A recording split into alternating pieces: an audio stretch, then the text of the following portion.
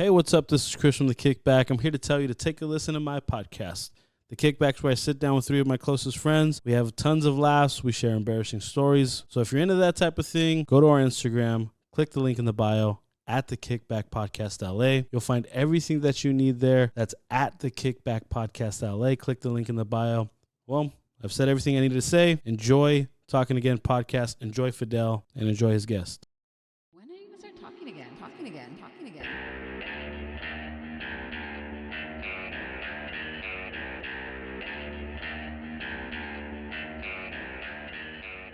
What's up, everybody? This is Fidel Orlando Jr. of Talking Again podcast. This week, I had the privilege of talking to music recording artist Lou Arreaga. In this episode, you will learn all about the love and passion Lou has for music. After his 2 album releases, Road and In Key of J, I believe Lou has established a seasoned sound. I can't wait to hear his next project, Place to Remember, which is in progress now.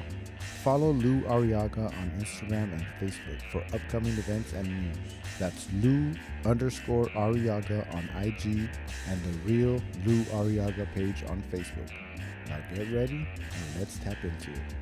Wanted to, know that everything was cool. Yeah. Now that I'm older, I mean, I live, when my daughter's at her mom's, I'm by myself in my place, and I don't see anybody coming in or out. So, Yeah. It's because you don't believe. I think that's what it is. Like, it could be like with your grandma. It could be that, you know what, Lou's good, but Chris needs me to be there. That's kind of what I've thought in the past as well. But then I'm thinking to myself, am I just rationalizing? Am I just trying to make myself feel okay about this? But then I think to myself, well, maybe it's like what I've always thought, when you die, it's kind of like birth. You don't realize that you're here, and, Yeah. that's it. It's just that I read someone say, I was comfortable before I was born. Maybe it'll be the same thing when I die. Yeah. So I don't know. I questioned, life and death at a young age. I think maybe I was 10 or 9. I would freak out. I would sometimes, I think we could start. We'll start right here. Sure. But I used to sit back and go, God, man, I used to cry. Mm-hmm. When I die, that's it, huh? I just die. Like, there's nothing else. Like, if my mom dies, like, that's it. Like, she's gone. And then it would freak me out. And then I would tell my mom, and she would try to do the mom thing. And like, it's what you believe in. It's your faith. If you believe that you're going to go into a better place, a spirit, like, it's whatever you believe. Of course, she tried to raise me with her religion. And Right, of course. Like every parent would. But then she also raised us to, like, make our own decisions. Mm-hmm. So as I got older, I was kind of like, went away from it. But I guess I'm not a believer, but I'll still do the, what do they call it in jail? Like, I'm gay for the stay. That's a really bad analogy for religion, right? I the first time that I actually questioned my mortality, I was washing my car. I was in my mid-20s, and I'm washing the side mirror, and then I saw gray hair. You're like, oh shit! I did, and it freaked the shit out of me. Yeah. I was like, what? Yeah. And so it kind of sent me on a tailspin. Like I told you earlier, I've been studying and practicing Buddhism since I was about 18 and stuff. But that was the really first time that it hit me, because I'm thinking, shit, that's the first sign that I'm getting older. Mm-hmm. And so I realized how much I still had not let go of things, and how much I still didn't understand it. So around that time, I really did a deep dive as to, about the whole idea of death and everything. And I kind of like came to a point where I got comfortable with it. And I said, all right, well, this is going to happen. So here's my 2 choices. I sit here and ponder about it way too much and forget that I have to live, or I live until I have to go. Yeah. And so that's what I've tried. As a matter of fact, on February 26, 2017, I had a heart attack. Oh shit. And my ex-wife had an aunt that was a deacon in the Catholic Church, which goes against everything the Bible teaches, because women aren't supposed to take places of like that in the church, right? But she was an arrogant little shit, this woman, right? And so when she went to visit me at the hospital, I don't even know why she went to go visit me, right? But the first thing she told me was, I bet you've been praying all night, haven't you? Now you believe, haven't you? Yeah. I swear to you, on my daughter's life, not once did my views change.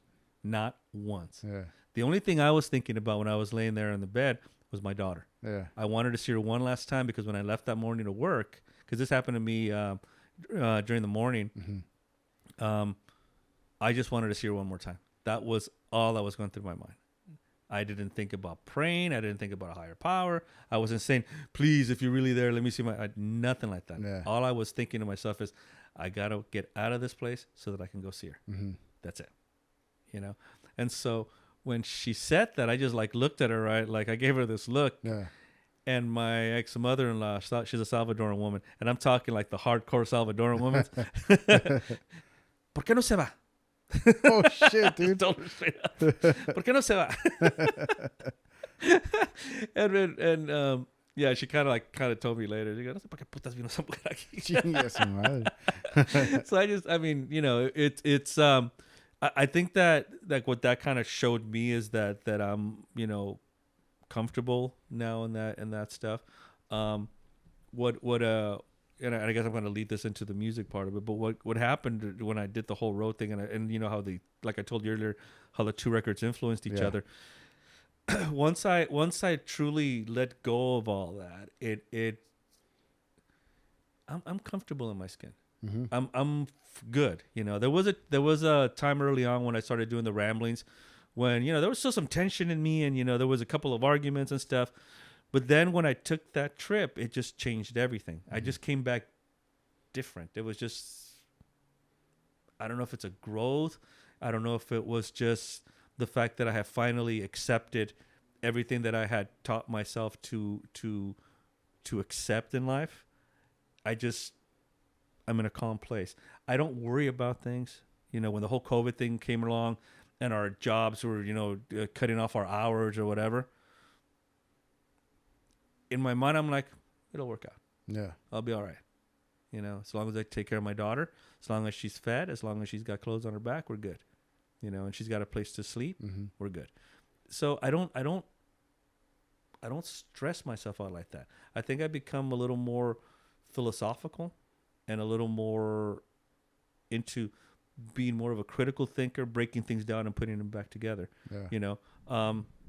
Not too long ago, there was an incident, especially particularly on the ramblings, where I kept telling Whiskey J, I'm really pissed right now. Yeah. Right. Something happened and I was pretty pissed. But when I showed up to the podcast, I know what I was there for. I know that I wasn't going to sit. I'm like, why waste my time like that? It's just, there's no point, So carried on like nothing happened and we were good. Yeah. Yeah. We were good. I think, we talked about meaning of life. Right. Crazy. I'm not good at segues, but my guess, I didn't formally introduce you. The great Lou Arreaga. Oh, thank you for the great part, but thank you. I'm really happy to be here.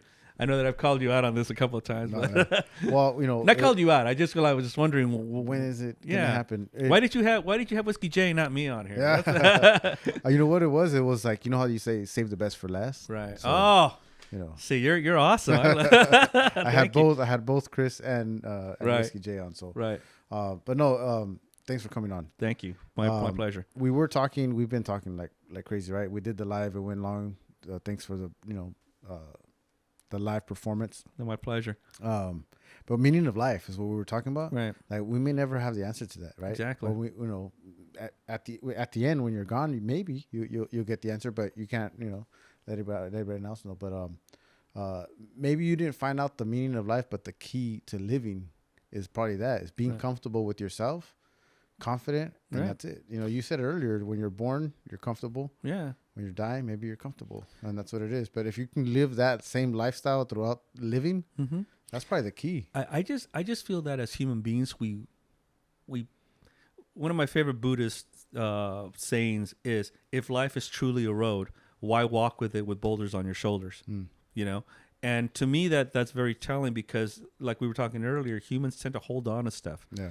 And as a matter of fact, in the first song that I played, that's one of my favorite lyrics. I use a lot of my Buddhist thoughts in my lyric, where I say, because I know there's comfort in holding on instead of letting go. Yeah. Because in that situation, that was the thing. You hold on to your pillow or your teddy bear and you wish it was her.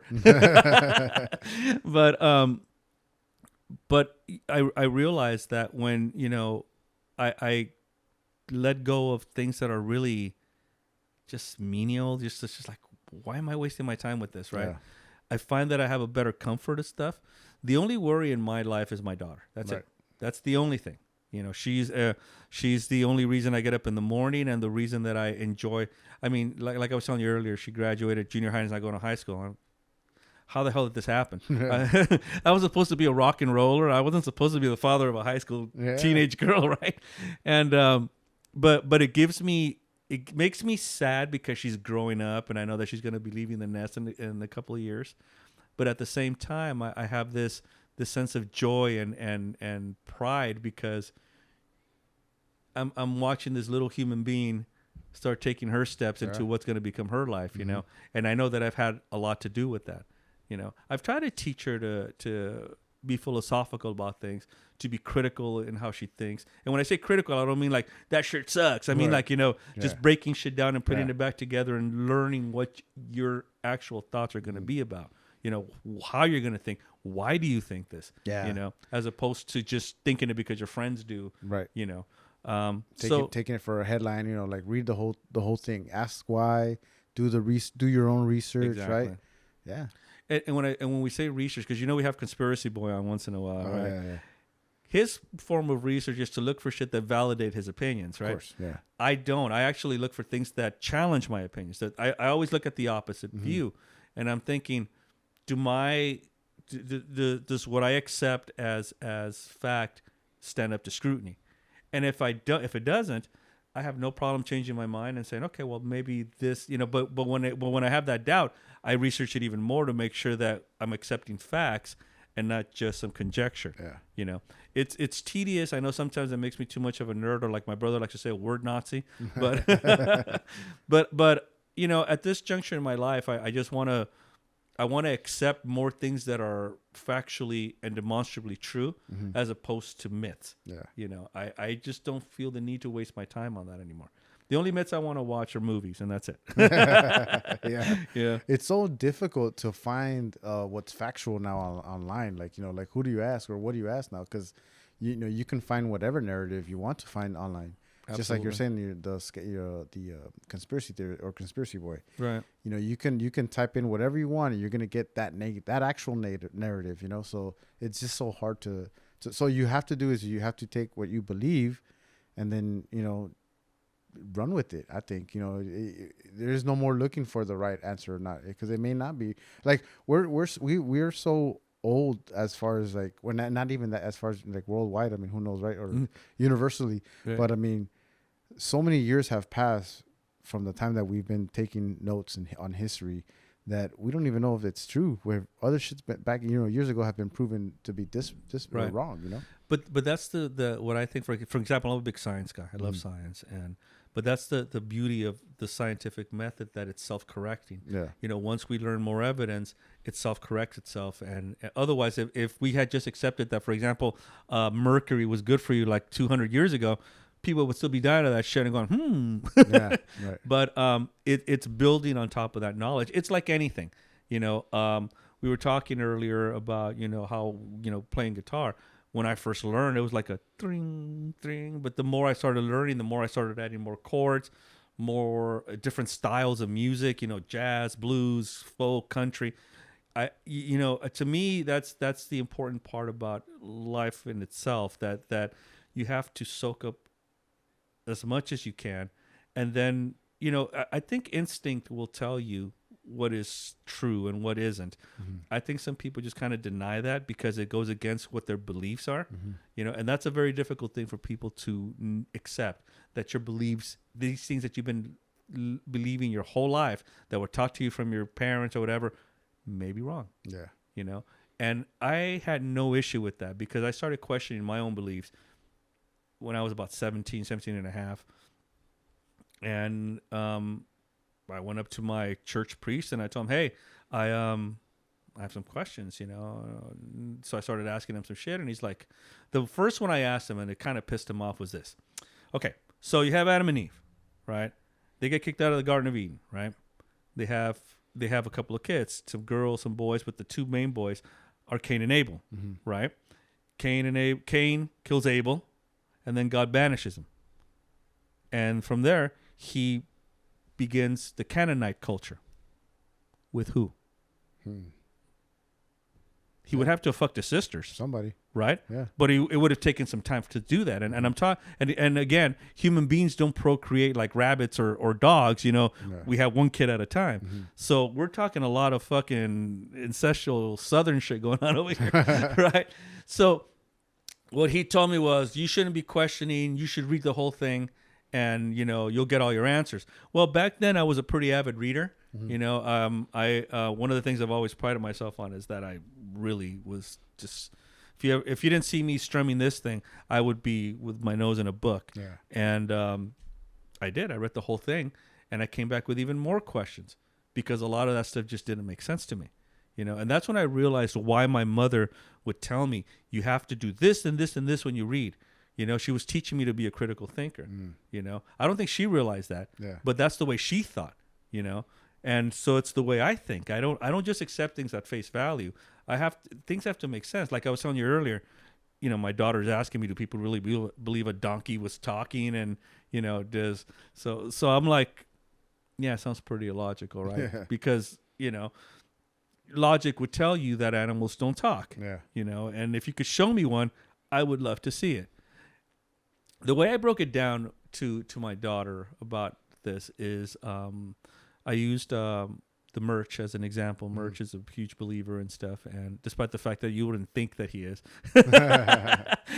but like I explained it to him one time. I go, this is my problem with it. I go, if you were to tell me, hey, you know, you call me on the phone and say, hey, I just got myself a cat.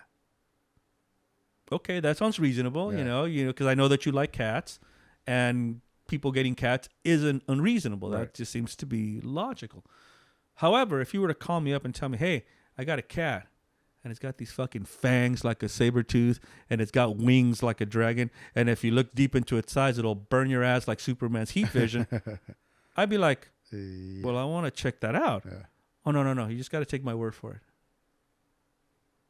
See, that to me is the big difference. Mm-hmm. You know, if you're going to sit there and make an extraordinary claim, you have to demonstrate that extraordinary claim. You can't just tell me that it's happening, right, because I can dismiss it just as well. If you're not going to show me, I'm not going to buy it. Mm-hmm. Oh, but I'm your friend. Yeah, that's great. But that just seems preposterous that there's a fucking fire-breathing cat in your garage or wherever the hell it is that you're placing it in.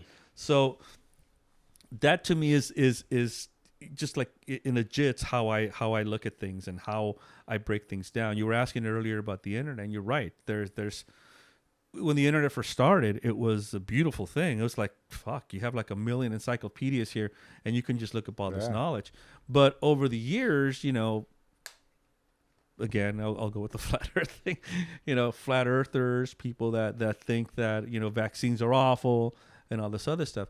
But how I research that scientific part of it is there's a lot of reputable scientific journals that are peer reviewed by other scientists and doctors, and it's a long, tedious process. It's not just me looking up an article and saying, there it is, right? Because I'll look it up, and then the doctors have a link, and so you click on their link, and they show you all their other paperwork that have been peer reviewed, and then you start to see what his history is and what or her history is, and what they've reviewed, what they've done. Do people agree with their logic, and is their method sound? It's a long process before I sit there and convince myself this is good, right? Whereas when I look at a flat earth thing, it's just a 10-minute video with some guy usually saying something along the lines of, can you believe that the moon is really, you know, that, yeah, I can. Yeah. What are you going to tell me? That primitive people, when they were doing cave drawings, thought that this was just a projection? Yeah. Of course not. They're drawing what they saw. Yeah. So, you know, I know it's hard for people to accept these things because it's things that we've been raised, especially as Hispanics, we're raised to believe, the church, well, like traditions, right? Tradition, Papa, or like my dad likes to say, el potato. El potato. So I mean, you're raised to believe these things, and to me, there's nothing wrong in questioning those things because, despite the fact that they may make you feel comfortable. And they draw some sort of comfort for you because most people may be afraid to die, or they're hoping that when somebody does that, they're in a better place. Yeah. You know, like what George Carlin said. Why do people always say, "Oh, my relative that just died is looking down on us from above"? That guy was an asshole. Maybe he's looking up at you. Yeah. Right? So Depending on what you believe. exactly. So to me, it's I'm comfortable accepting that when I die, that's it.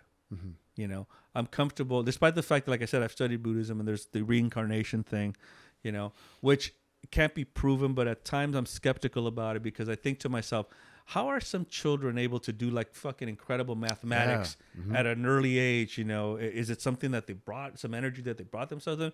Or for example, Mozart's a great example, you know, that who just had this innate talent to do orchestras and shit by the time he was 4 years old. That has to come from somewhere. Or at least I reason to myself that does. But how do you demonstrate that? And how do you, you know, so I have to just kind of maybe make that the exception as opposed to the rule, you know, and so I again, I'm comfortable in accepting that when I die, that's it, which is why I really started jumping back into music and really started to just live life without worrying about things because I'm going to die eventually. Yeah. That's going to happen. So I'm going to enjoy myself while I'm here. YOLO. Exactly. I can't worry about, I'm going to try to make my daughter's life as best as I can. Yeah. And at the same time, I'm going to try to be happy. There's no reason for me to want to not be happy. You know, why would I want to do that? Yeah. You know, so that's kind of where I am in life at the moment. And that's very important too, because, you know, so many people dwell on all these little shit, right? And you know, especially Latinos, they can hold that shit forever, for years. But Are you okay? I'm fine. Why are you asking? You know, like, Right? You're always asking. No, but in reality, I mean, it's just a bunch of bullshit. Just live your life, and when you have kids, you know, you have your daughter, you know, all you think now. Well, I mean, I don't know how you felt when you had your kid, but when I had mine, I'm like, that's it. Like, I think my shit's done. Like, I'm still gonna provide. I have to provide. I gotta do all this, but it's my thing is all them now. Yeah. I gotta, you know, I'm not that philosophical, but I do talk to my kid and I tell them question things. Don't just take it. You know, if somebody at school tells you this, you know, like, question it. Exactly. Like, ask other people. Ask this guy how he thinks about it. Ask me. Ask your teacher. Ask your mom. Right. You know, get a bunch of opinions because you just don't want to take something for what they're telling you what it is. You know. The first time we went to an ultrasound and I heard my daughter's heartbeat, that's when it hit me. You know, I was like, shit, I'm going to be responsible for somebody now. Then we did the whole 3D thing. And so I saw her face for the first time and I was like, I mean, it leaves you stunned that you're a part of that, Yeah. you know? And yeah, I may not have carried her for the 9 months, but man, I was anticipating that arrival, you know? When she came, you're right. It was, she just had a birthday recently. And like I said in my post, you know, it's the most significant moment of my life. That changed everything for me. Yeah. It was, you know, everything and anything that I ever wanted in life changed the moment she was born, you know, because that's now to me, I had to be a teacher and I had to be a mentor and I had to be a guide.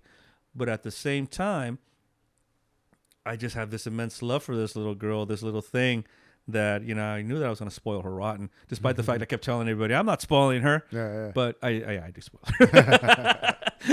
Do you think you would have the same feeling if it was a boy? Yeah. Yeah. I think so. Because to me, let me be clear. I mean, up to the point where my ex-wife, you know, and I got pregnant, I never thought I'd be a parent. I was too wild of a guy, and I was, you know, it was just me because I was very happy in my independence, you know, and I was creative.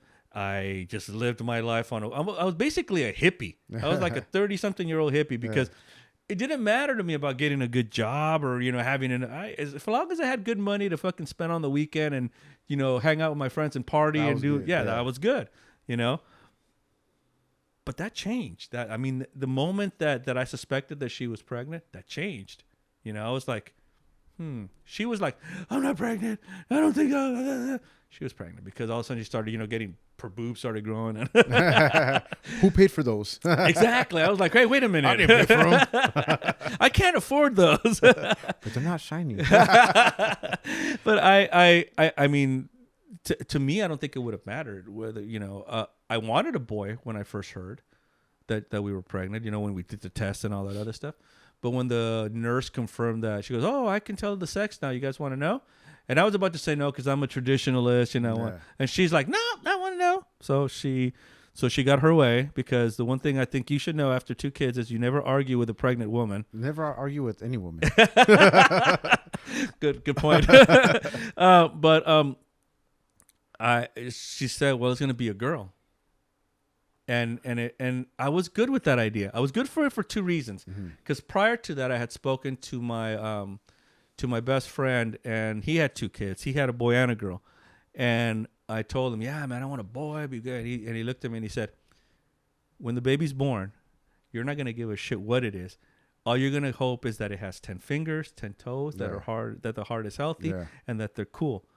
And it made me realize, he's right, But then again, when they told me that, the second reason was I thought to myself, little girl, daddy's girl. That means I have a chance to really, make a difference in somebody's life, know. And when I told my father, my father is the funniest man I've ever met. Everything to him's a joke. Yeah. When he gets serious is when you listen, right? But other than that, everything's to him. And most of his jokes are cheese, but it doesn't matter because he's just such a humorous man. Yeah. And so when I told him, Dad, we found out the sex, it's going to be a girl. You know what he told me? Ahora la vas a pagar, cabrón. That's exactly what he told me. He goes, todo lo que nos hiciste a nosotros, ahora la vas a pagar. I was like, fuck, he's right. Has he lived? Has that happened? Has it lived up to this point? My daughter, despite the fact that she has that rebel streak in her, and I'm hoping that it doesn't go to the extent that I had it. Yeah. She has that rebel streak, but I have to say she's a good girl. That's good. Yeah, she's respectful, and I think that she knows that she's mischievous. It's just that. She also, I think, and this is because she's my daughter. I also think she doesn't give a fuck, and I'm happy that she has that. But I would be happier that she had that as an adult and not as a teenager. Because now she's in high school, and then oh my gosh, this is gonna suerte, my friend. Yeah, I told my ex-wife, I'm like, ready? Jeez. So there you go. I asked because of that. There's a lot, especially with that hashtag that just came out not so long ago, right when Kobe passed, girl dad, right? Or right before he passed, it was girl. This is called girl dad. Yeah, right? yeah. Girl dad. And my brother used it a few times. He has 3 girls. Oh my goodness. He has 3 girls. He has 3 girls, and I think he's trying for because he wants that boy. I think he's trying for that boy. Of course. I think so. I don't know. Or maybe we're breaking news here today. But go for your dreams, guy. Do it. Chase your dreams. He's actually the soccer head. You should have him on. Oh, cool. He's yeah. the soccer guy. I'm I'm more casual. My Liverpool team this weekend just lost the championship by a point. Oh. But that's okay. We're gonna play for the European Championship this Saturday. Yeah. So we still got hope. Nice. Keep hope alive. The last ones that I kept following are obviously. I mean, I still watch. I don't follow. Actually, I shouldn't say I follow any soccer leagues, but I watch highlights here and there. If the game's on a Sunday or Saturday, I might catch it. But I still watch like La Liga Mexicana, like my teams, Al America, right? And MLS, like Galaxy. I fell in love with that Galaxy team when you had Mauricio Cienfuegos and Kobe Jones. That's a Salvi right there. Cienfuegos is a Salvi. Yeah. My ex-wife was in love with Kobe Jones. Not because he was a soccer player. She was just in love with Kobe Jones. I mean, feo. Yeah, I'm like, really? Like, she's like, he's so cute. I'm like, really? Kobe Jones? Yeah, I'm like, fuck, he looks like mini Predator, And wasn't it like, yeah. I mean, no offense, sorry, Kobe Jones, but I mean, that's booked the feo. But then I thought to myself, if my ex-wife was doing shit with me, then her taste in men might not have been as great as I thought. No, I'm such a soccer fanatic that I love American sports. I'm a huge Dodger fan. I've been a Dodger fan since before Fernando. Mm-hmm. And when Fernando came along, it just, it was great to see a guy that looked like me being a hero, in Los Angeles. Love the LA hockey Kings because my mother's a seamstress by trade. If you ever see Rocky 2, there's a scene where Stallone parks his Trans Am and he buys a jacket that has a tiger in the back. Yeah. My mother sewed those. Oh, yeah? Yeah, my mother did. Oh, that. shit. And I remember seeing the pattern on the floor and shit when she was putting them together. So yeah, I mean, I'm huge hockey. And so when she would sew, she would always put the hockey game. And so I started watching hockey, right? When they had the yellow and blue, like the Lakers colors, right? So I asked her, why do you like hockey? They don't have hockey in Guatemala. And she's like, no, I just like seeing when they start fighting. But I ended up liking the sport, right? I love football. There was a time when all I did was breathe and live football. That would be in the early 90s. I'm a huge Cowboys fan. I've seen him win. I know, I saw that. Nobody's perfect. But I mean, I've seen him win. I'm pretty fucking close to it, though. Yeah, I've seen them win 4 Super Bowls, so I'm good. I've seen them win 4 out of the 5 Super Bowls they won, so I'm good. But I mean, as far as soccer goes, I mean, I'm a Lakers fan. I've been watching the Lakers since Magic Johnson was a rookie. So yeah, I mean, that's I've seen them win 10 championships since then. So yeah, it's been a ride.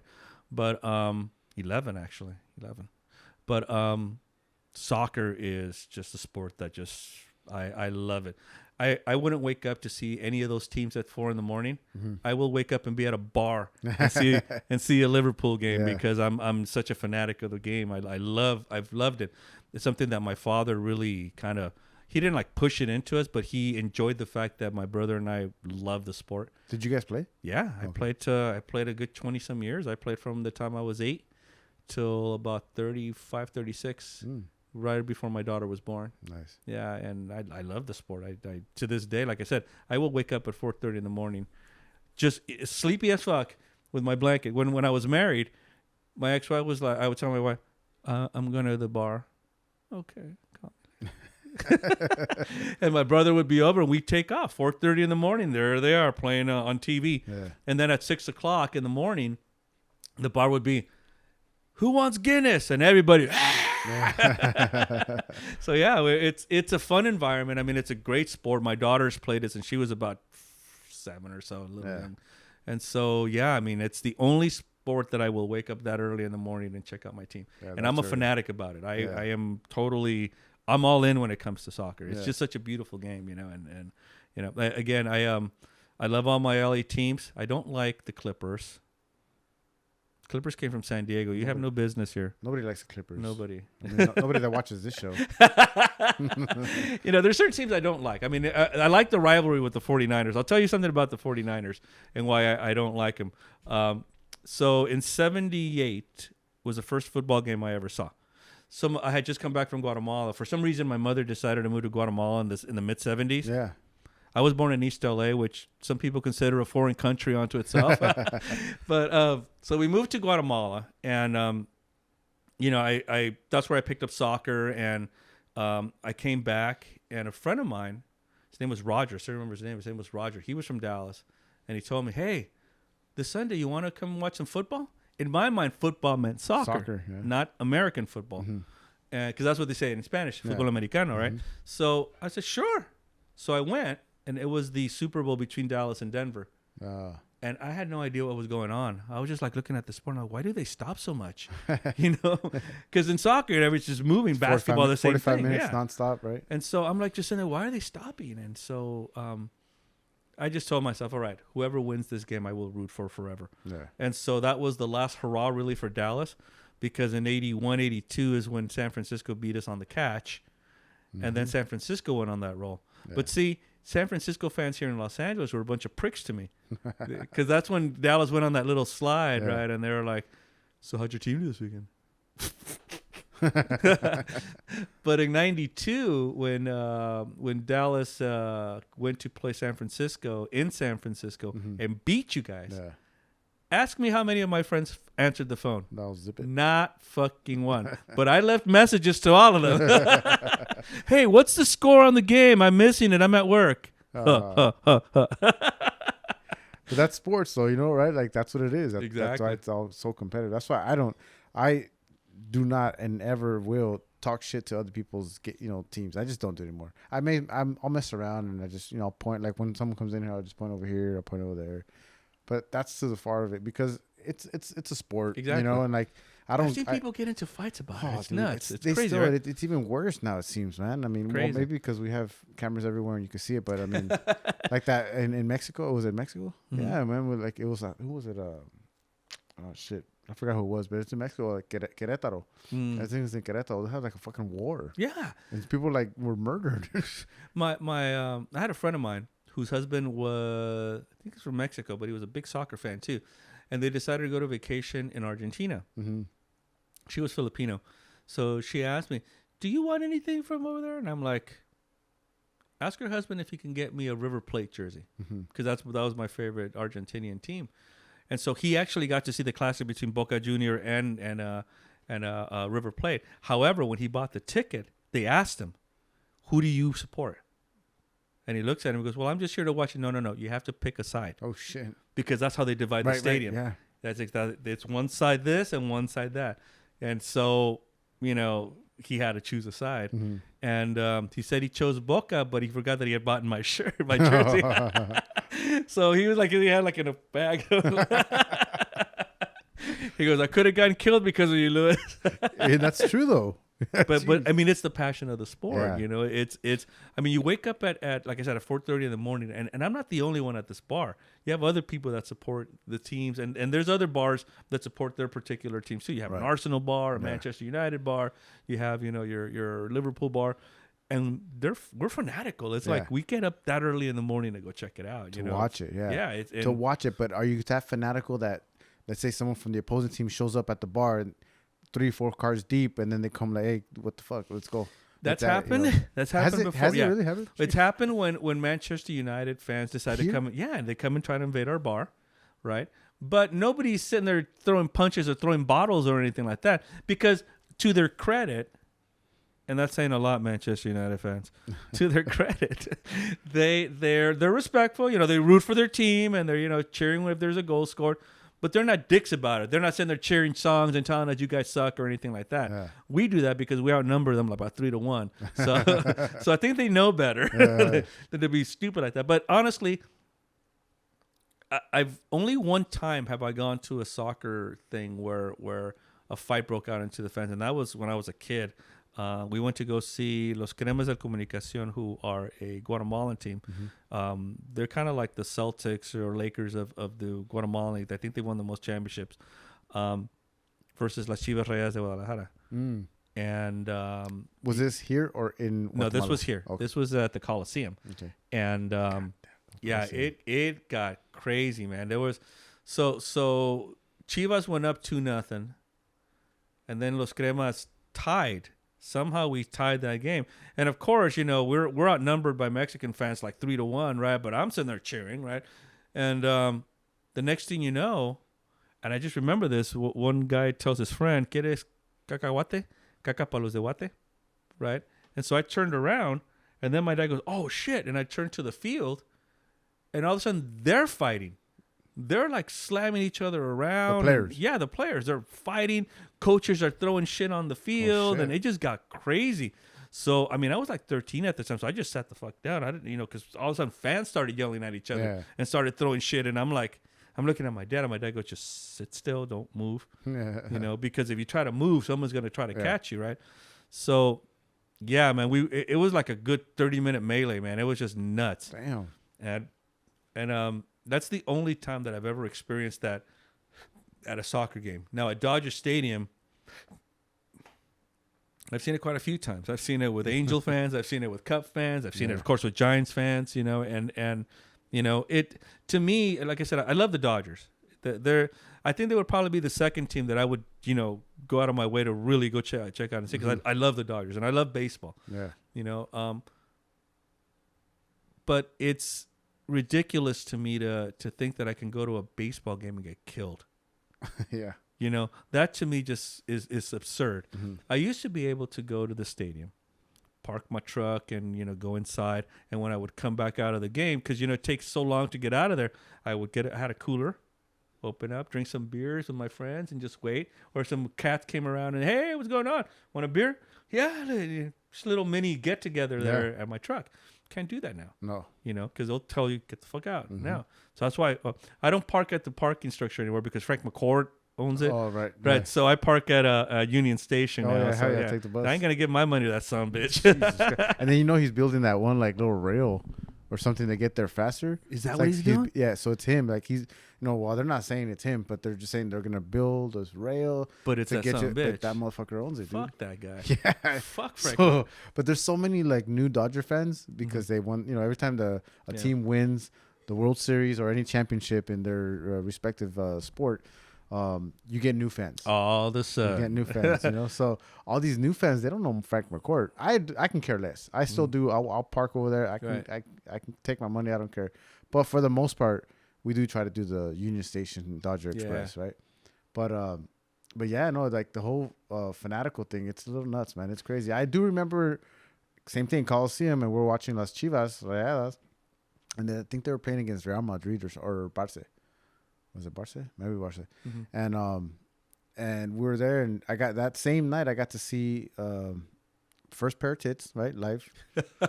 She was flashing everybody, and I'm like, okay, That would have made my right. evening just right there. Right on.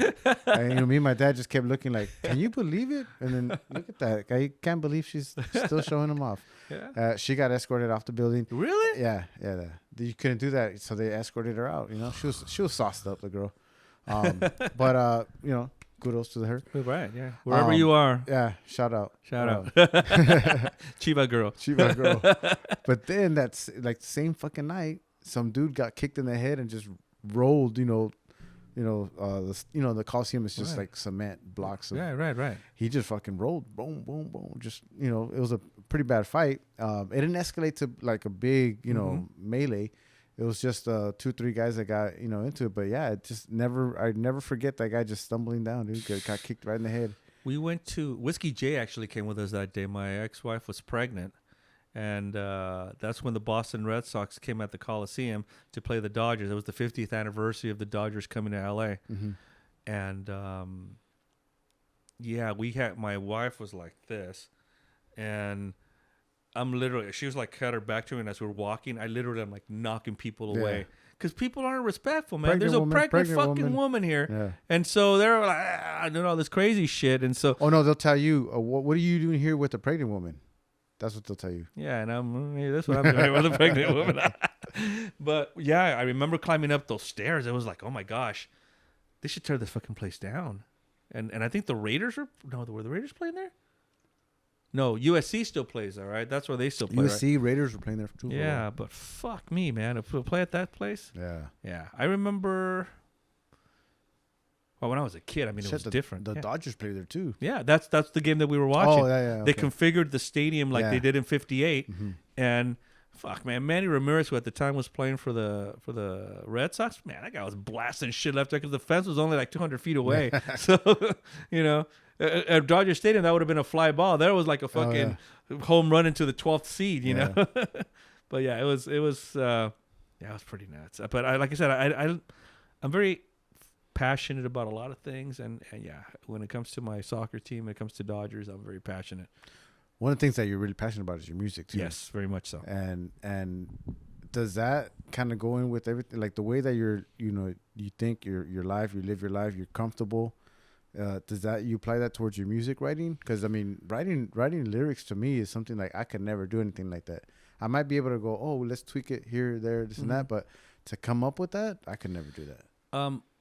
When I first got into making music, when I first formed my first band, my only band, and stuff, and my talent was lyrics.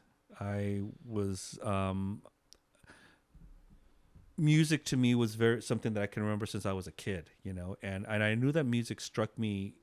In looking back on it now, it struck me in a different way.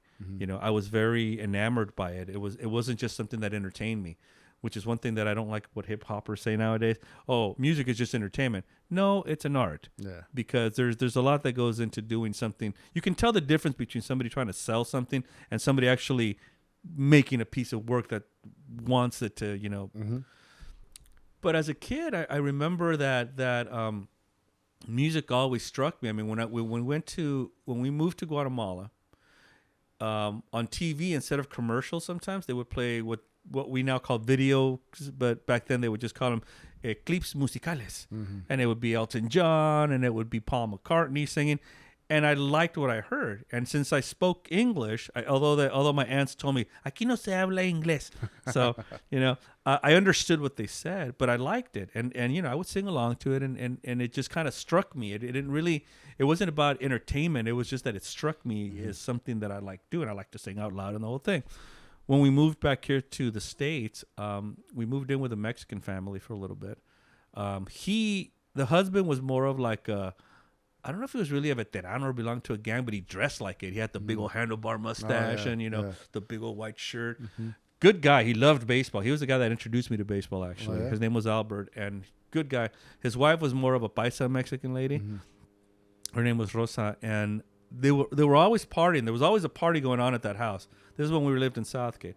And there was always a party going on, and he had a collection of records, which I just recently found at the local record store where I live, called East Side Story.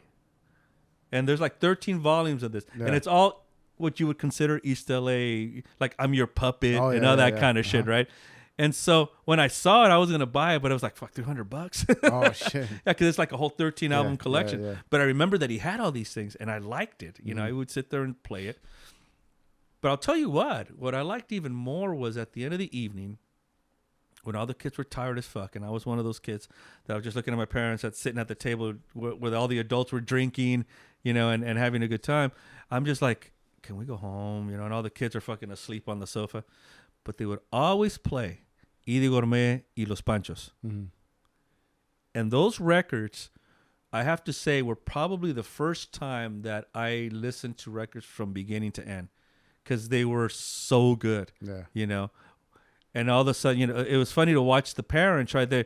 All of a sudden, a song would break out, Ojos negros, piel can, and they're all singing it, right? And then it was great to see that, because when I think back on it now, I'm a first generationer here, and so I'm thinking to myself that these songs took our parents back to their country, where they're from, and how music affected them, It was, again, it wasn't entertainment to them. It was nostalgia. It was where they were from, what they listened to growing up. So I remember really liking those songs and really feeling that music was something that I wanted to, I wanted to sing. At that time, I really didn't care about playing guitar or anything like that. I just wanted to sing. But I knew that I had a passion for it. I knew that there was something in there that I wanted to do. As a teenager, I listened to a lot of pop music, just like everybody else. And like I was telling you earlier, I kind of memorized a lot of songs because I would sit there and follow the top 40 and figure out who was doing what and who sang this and that. But then there came a time in music where, especially in the in popular radio, where I just wasn't digging what I was hearing. A lot of the stuff that I was listening to as far as American music was concerned was a lot of what they used to call post-punk, after the punk movement, like Elvis Costello and those Roxy Music, that kind of stuff. And then it kind of went into new wave, Duran Duran and that kind of thing, which I really liked. But then it started going into hair bands and that kind of thing. No disrespect to Motley Crue or the Poisons of the world. That just wasn't my thing. I mean, I respect their musicianship and their presentation, because it was very, very theatrical and very, David Bowie to the extreme, But, again, my buddy, Filipino guy, his name is Eric. His brother Dio would always dress up in black and had his hair like all crazy and shit. And the reason why was because he was a big Cure fan. But I didn't know that. I don't know who the Cure was. And one time, so I don't know if I was like kind of like losing interest in music, but I do know that I was starting to write a lot, because I have a fascination with words and phrases, and again, because my mother made me such a reader, I like words, and I like how different writers use words in different ways. When you were writing like in journals or I was writing, in little journals, but I was writing like lyrics. Yeah. And the way I was writing lyrics was not because I was hearing a song original in my head. I would take like a song and I would replace those lyrics with my lyrics, right? And so what that taught me was phrasing and how to recognize a verse from a chorus to a middle eighth and that kind of thing. And but it also showed me how, again, the phrasing I think was the most important thing, because you only have enough time in a piece of music to say the sentence and how you're going to say this and that. And so that's kind of what I was writing. Well, I don't really remember a lot of what I was writing. I remember the first song I wrote was for this one gal who had big boobs that lived behind our house. and so I was trying to impress her with that song, right? And I never got with her, but it was just kind of my feeble attempt at hey, I wrote you a song. And, oh, you did? And so, yeah. Do you remember the song? Yeah, it was called Anne Marie. And I just sang, it was like, your hair a floating sky, you're like falling roses from the sky, my Anne Marie, And she thought it sounded really cute. Yeah. And then she was making out with the neighbor. Oh, damn it. That guy never wrote her a fucking song. He did it. Some bitch. That guy couldn't even fucking read. But, I mean, like I said, a lot of the radio. So my buddy one time called me and he's like, hey, check out Channel 22. Channel 22. Yeah. So I got on Channel 22 and it was Richard Blade, who was one of the DJs on KRLQ. And he was hosting a video show. Kind of like a mini local MTV. For all you kiddies, MTV at one time did play videos 24/7. Yep. That's all they did. Yeah. None of these pregnant teenager shit. Yeah. It was all just That's like videos. the only thing that's carrying MTV, right? The pregnant teenagers and shit. I don't even care anymore at this point. It's like, fuck it. But I remember, when MTV first came out, that was revolutionary. It was like, holy shit, that's what this person on the radio looks like? Wow, that's cool. Yeah. So the first video I saw was by a band called The Cult. They were doing a song called Rain. And the guy looked kind of like an Indian, but he was white, and you can tell he was British because of his accent. And I'm like, but I liked the song. I was like, it wasn't hard rock, but it wasn't pop. It was kind of somewhere in between. Yeah. And then The Cure came on, and they did a song called In Between Days, and it was kind of like the same thing. It was like not really pop, but it wasn't really hard rock. It was like, and so that's what they ended up calling alternative. And so when Richard Blade was, listen to me on 106.7 KROQ, I'm like, okay. And that's when I started really getting into music heavy. The band that I thought was like I revered was the Smiths. When I first heard this stuff, I was like, what the fuck is this? And then this is when I'm looking back on this stuff and I'm thinking about, how it hit me, but I didn't realize how passionate I was about it. I knew that when I heard the Smiths, I was like, I got to play guitar. I got to figure out how to play guitar, because I knew how to play drums. And then I kind of faked my way through a bass, because I didn't even know how to tune a bass. I had no idea. With my best friend Eric, we were going to form a band, and he borrowed this guitar from his uncle. The worst guitar I've ever played in my life. It was just a shit guitar. Yeah. But I didn't know how to tune it. I didn't know that you had to tune it. I just thought these knobs were just to get the string a little tight, and that was it. I had no clue that you had to tune it. And so when I heard the Smiths, I was like, fuck. And I remember going to my record store, and I bought the records. I'm like, what is this? The lyrics were just crazy, right? And it was shortly after. It wasn't like too long after that I went. My dad took us to go see his sister, and his two nieces. You were there, and one of them was cleaning out her cassette deck. She's like, I don't want this. And she looked at one. She goes, you want this? So I said, sure. And I looked at it, and it was a record called Reel Music, REEL, like the film reel. Yeah, like Reel. Mm-hmm. And it was by a little band called the Beatles. And I had heard of the Beatles, but to me, the Beatles were a Sunday morning cartoon, because I would sit there and watch cartoons in the morning, and they were singing "Hold Your Hand" and all that other stuff. And I'm like, the cartoon? And she's like, I don't know how she came across this cassette. I don't know. Yeah.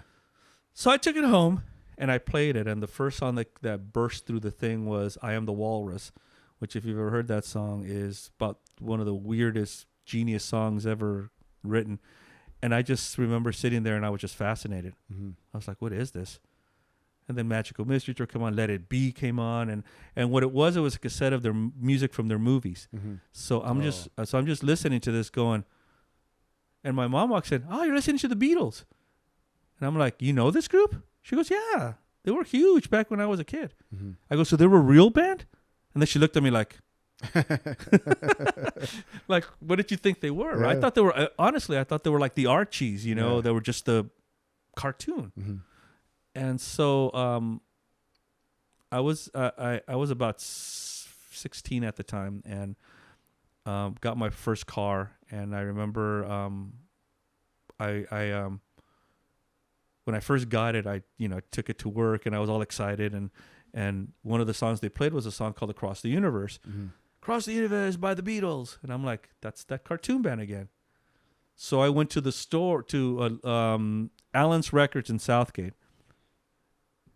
No, Arthur's Records in Southgate, next to the Allen Theater. And I asked the guy, Beatles, Across the Universe. Oh, that's on the Let It Be album. It's right there.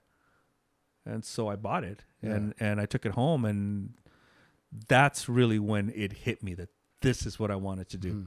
Because I was just, again, I bought all the records, and I was just blown away. I mean, I've never, even to this day, have been blown away by listening to a band like that. I mean, I was just like, what is this? And so I started buying all the posters, and my mom's like, what the fuck's wrong with you? You know, that band's like my era, right? But that's kind of when I started forming my band. And the two guys that I hooked up with, I used to work at Universal Studios. I wasn't working in the studios. I was sweeping up. And they were sweeping up too. But one of them, Curtis, Japanese guy, really shy, Japanese-American guy, really shy guy who just basically stayed in his room playing guitar all day. And boy, could that guy play. I mean, he was great. Yeah. George was the other guy. He played drums. And although he was kind of a beginner at the time, he really had a lot of talent and really knew what he was doing, despite the fact Tommy Lee was his big influence. And so to bring it back circle-wise, I said, well, I can play bass. I couldn't play bass. I didn't know what the fuck I was doing, but I could write. Yeah. And I thought, like, okay, I gotta get in this band. Exactly. Well, I wanted to form this, right? And so we exchanged tapes. I remember with Kurt, we exchanged cassettes, and my playing was just so awful. I mean, I was just a tring, and then you could hear me like changing chords.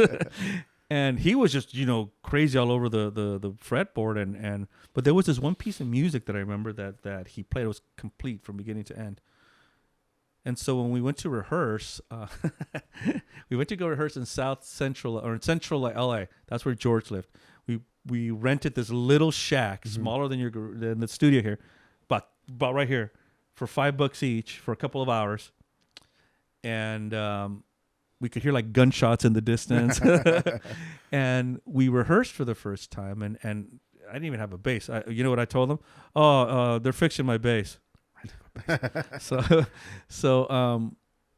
we went through a lot of the music that this guy had, and I just told him, there was this one piece of music, and we went through all of it, and so he finally hit the very last one. He goes, "Oh, you mean this one?" And so he did. And I go, "Okay." And so I grabbed a piece of paper, and I asked the guy that we were renting this from. His name was Guadama. Guadama. And so I've never heard that name since. Yeah. So I asked him, "Hey, do you have a piece of paper and pen?" "Yeah." "Can you go get it?" He's like, "Oh, now?" So yeah, I think so. So when he, we came back, and I kept telling him to play the stuff over and over, and so I started writing a lyric, and I grabbed the microphone. Okay, all right, let's play it. Since I knew how to play drums, I told George, you have to do this, and this part. And it was a song called "Unknown Road," and we sang it, or I sang it as they played, and all three of us had that look after it was over. We were like, we just created something. Exactly. It was. I felt so. You can see me smiling right now because I'm reliving it. And I felt so proud, and like, oh fuck, I just wrote a song. I was like so happy, and I'm like, this could work, but now I have to learn how to play bass. And so I asked my father, "Dad, can you buy me a bass?" He's like, what the hell's a bass? And so he did. He bought me this real cheap Yamaha bass, but I sat there and practiced and figured it out. But then I realized that I couldn't really write a song on a bass. I needed to learn how to play guitar. Yeah. And Curtis, to his credit, was very, very instrumental in showing me a lot of things. I mean, that guy was phenomenal player. And as I got better, I started getting into, other bands. Because at the time, the Smiths and the Beatles were it for me. That's it. You couldn't play me anything else. Yeah. And Curtis one day is like, he was the first guy that I ever knew who had a CD player. Oh, shit. Yeah. So he's like, let's listen to some Bob Dylan. And I'm like, Bob Dylan? No. I know he can't sing, but just listen to him. Yeah. And he put on these big old giant headphones that we had at the time. And he would just listen to his lyrics. And I was like, yeah. It just blew my mind. I was like, wow, I never knew that this guy could write like this. And so it opened up the doors to other people that I started to listen to. Hendrix, Clapton, especially Clapton. Clapton was a huge influence on me. The Who was a huge influence on me. My father, you want to hear some rock? Started playing Creedence Clearwater Revival to me, which is a huge influence on me. Yeah. And I have an interesting story about how music hits people, and I'll tell you in a little bit. But it kind of opened the doors for other things into the 70s. The Eagles and, all these other bands that came around that time. I started listening to Black Sabbath, and it just opened up a whole plethora of music for me that to this day, the most important guy that I think I listen to, despite the fact that I still say the Beatles are my biggest influence, period. John Lennon, Bob Dylan. Neil Young was a huge influence on me because he was the kind of guy that didn't give two shits what genre he was playing. You could listen to one of his records and you would hear country, you would hear blues, you would hear rock, you would hear some folk songs. He didn't give a fuck. He played what he wanted to play. And I was like, that's the right attitude. That's the right attitude, because he didn't care. And his output was so good. It was like, where does this guy come from? He had a song called After the Gold, which is like this piano ballad. And right after it, it's Southern Man, which is this rocker that, you're like, how does that make sense? But it made sense, and it changed my attitude as far as how I listen to music. Because of the Beatles, I wasn't listening to just singles. I was listening to complete albums. Yeah. Everything after Rubber Soul, I would say, was a complete work. And I started to understand that an album is kind of like a painting, It's not just one corner that you're splashing paint at. It's the whole thing, And I didn't realize as a band how difficult that is to do, because you have to deal with other people and you have to deal with other people's suggestions. You have to deal with other egos and all that other stuff. And it's difficult. Even putting a playlist together was difficult. Yeah. Because I want this song. I want that song. I want that. So, yeah. Did you guys ever record an actual album? Or we did a couple of demos, which I'm working on kind of refiguring the sound again. But it's very difficult because they were badly recorded. They weren't... you got what you paid for. Back in those days, you mustered up $300 and you had like 4 hours of studio time. So you had to like kind of rush it through and do that. So when I listen back to them, they're really badly recorded. So trying to restore them is kind of difficult. I think I can do it still, but it's just going to take a lot of time. But I still have to say that most of the music on there is actually not bad. We actually did pretty good. Live, we sounded great. That I think is the thing that I miss or I don't like about the demos, that they didn't capture our live sound. Because when you play live, there's like this energy and this whole, bang that comes out of the amplifiers. Didn't capture that. Most of those songs sound a little bland. They sounded like they were recorded on cheap equipment, despite the fact we were actually in a studio. So I'm not too sure what happened. Yeah. Do you guys ever do you still talk to those cats? Yeah, I still talk to them. Yes. Right. Yes. Have you ever talked about like just jamming it again?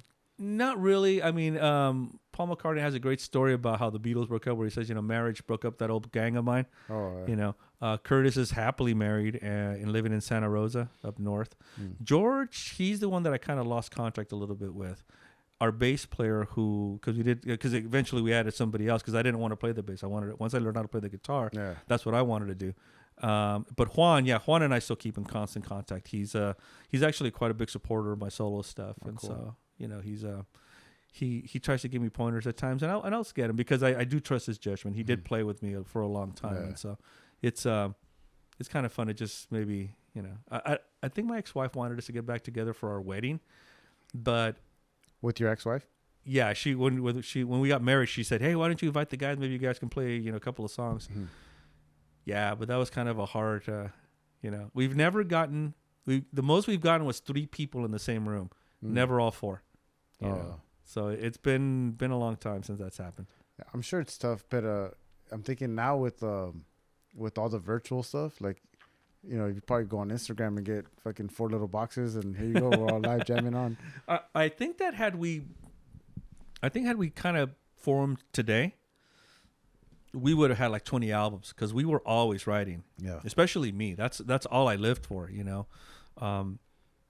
Every week I had a song or 2 songs, and so I would show up to rehearsals, which were usually Thursdays or Fridays, and then we would gig on the weekends, and so I would always have a new song. Here's something else, and here's something else. Yeah. Because I was always writing. It was, like you said, it was something that just consumed me. I just couldn't stop doing it. Every day I would come home from work and I'd be plucking on my guitar and just trying to come up with something new and honing that craft. Yeah, I didn't realize that that's what I was doing. Yeah. I just know that I love doing it. And there's trying to, I don't know if I was trying to develop a sound or what. I just knew that I had something to say, and I wanted to say it, and I wanted to play it and then go on stage and do it, because that's how quickly we used to work. We would rehearse it, and if we got it, we'd throw it into our list, and then we would figure out, well, what song are we not going to play?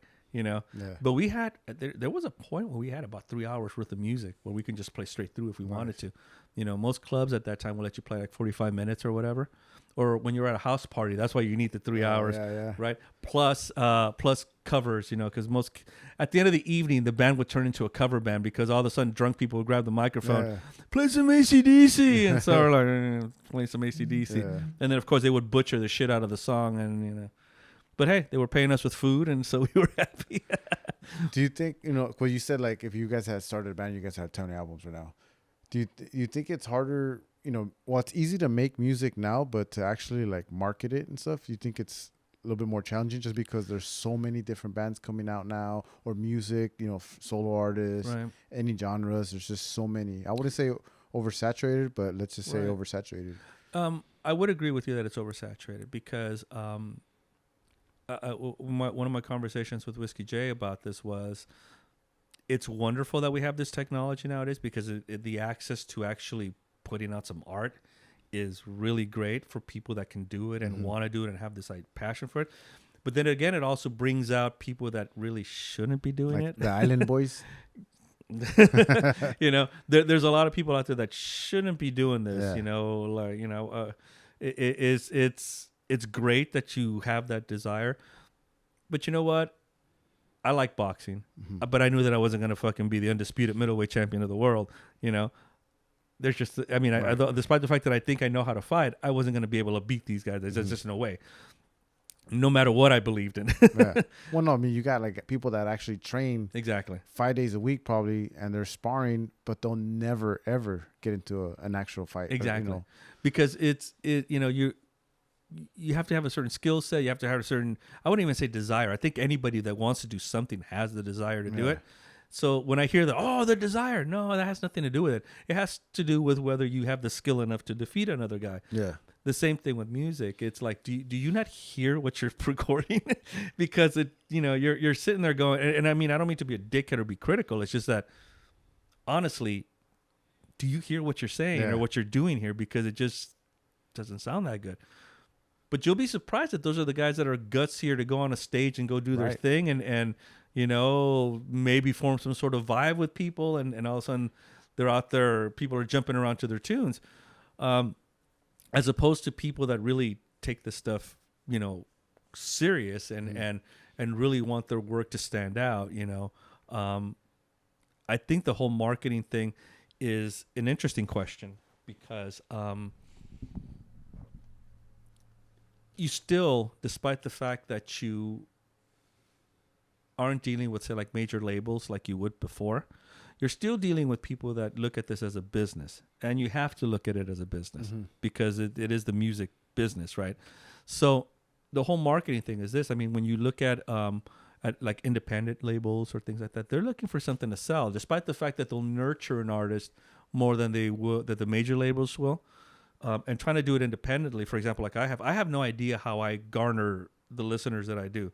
I've put it out there, and it's been luck, I suppose. But I think it's easier to market your stuff now because you don't really have. I think technology, the kind of technology that we have today, is what record companies dreaded for years because they don't have control over this anymore. You can't sit there. If you record a song, they can't tell you. You can't put that out. You'll be like, who are you?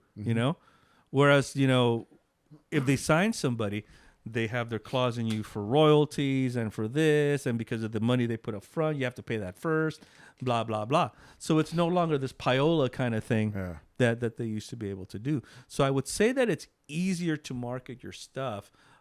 It's easier to reach an audience. It's harder to sell your stuff. Yeah. That's the part. Well, like, just in music alone, like let's just say Spotify, right? You check your numbers and, hey, it did really well. I sold a lot downloads. But, how about your Pocket? Does your Pocket say the same thing? Spotify right? has one of the worst fucking so agreements as far as royalties go. You're probably getting pennies to the view or whatever, right? It's nuts. You know how much I made on You know how much I made on Road, and believe in Road got over 10,000 streams lines and everything. I made about $22. Damn. And so and at that, when Road came out, I couldn't really go out and gig anywhere because everything was closed. But it kind of shows you the disparity of getting into the business today, because you can do it independently and you can reach a sizable audience. It's just that no one buys records anymore because of the streaming thing. And the streaming contracts are so bad that nobody's really making money on this. Spotify does because they have the subscriptions and all that other good stuff. But the artist, you have to, in order for me to maybe even break even, I have to do like 1 million streams or something in order for that to happen. Sure, I've reached a sizable audience, but to have 1 million people, I mean, that's I'm talking major label people numbers, and they have the bandwidth. That's to like do viral stuff, right? Exactly. But it seems like right now, I mean, I don't know. I'm not in the music industry at all, right? I'm not even close to it. But it seems as if you have to go out there and perform. You got to go on tour, so to speak, right? Like hit those clubs and just perform your ass off, and that's how you're going to get paid, merchandise and other ways of getting paid through the music. Like the music's probably going to still be the passionate thing that you're doing, but how are you going to monetize around it? Right. And it's because selling albums isn't like what it was before. No, it wasn't. I mean, the only way you can get somebody's song was by buying their album. Yeah. Now you can just buy a subscription to Spotify and, and sometimes not even that. Exactly. It's like, free or whatever. There you go. I mean, my stuff is on YouTube as well, so people can check it out on YouTube. There you go. So it's where do you make the money? You're right. It's in the touring and the merchandising. But again, the way that when I decided to step into this thing, I'm like, I'm finally here, and so is COVID. so it's been difficult to do that. I mean, I can maybe play like little festival thingies, but that's barely starting to open up, and that's kind of barely what I'm starting to kind of venture in, because nobody would give you this information before. For what? We're not doing anything, and nobody else is either. Right. So I think, especially, here's the thing.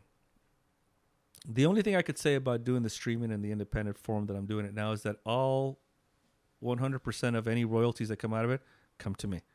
Even my $22. No one can take those away. I don't have to share those with anybody, because I produce my own things and I record my own things. So I don't have to share the money with anybody. If I was doing this in a band setting, I would have to give 12 cents to each member. Divide by 4. Exactly. Carry the one, pay the agent, and then Right. And so that's the other thing I have to look at now. Do I have to get other people involved to start spreading the music around and start getting me gigs and that kind of stuff?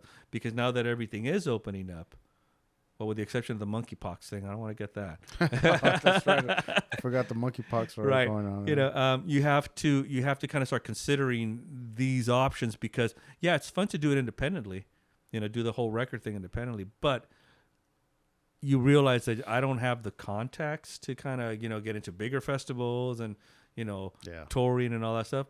That's where other people come in, and all of a sudden you have to start saying, okay, if we do this is your percentage, blah, blah, blah. And so you have to start kind of divvying up the piece of the pie.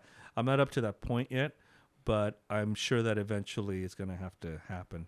You know? Yeah. You know, I interviewed someone by the name of Blanca Castro. She goes off of Skype. I think it's Sky Productions or something like that. I think I saw that interview. Yeah. Yeah, that was something you did just recently, right? Mhm. Yeah, okay.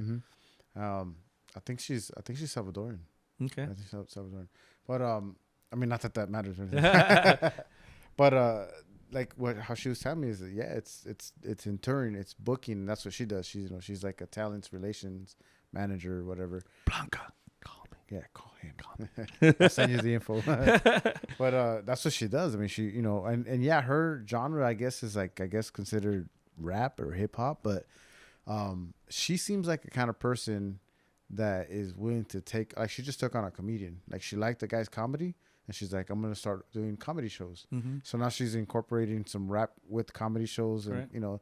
And I went to one, and it was pretty interesting. I never been to, so it was like a concert and a comedy show in one. Right. That was pretty cool.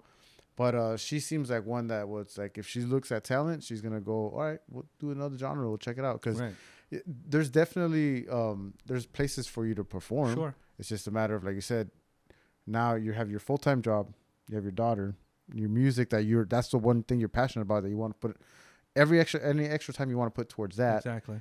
It's going to be difficult for you to start looking for gigs. Right. So you may have to hire someone like a talents relations And I think person. that's actually, again, like I said, it's something that I have to explore. Because I know that my audience, or the audience that I'm looking at is more of a niche audience. I'm not planning on selling out the Coliseum. Okay, that I'm kind of sure about. But making a living at this, playing medium-sized venues, smaller venues where you're able to take a good decent amount of change home. I mean, I don't live extravagantly. Yeah. I don't have a coke habit. So and, you're no Johnny Depp. Exactly. And I don't sit there and wear outlandish outfits or anything like that, I'm very comfortable with just being a one-man band at this point, Eventually, do I want to form with some sort of backup? Of course. But because it's fun playing with other people, I enjoy that.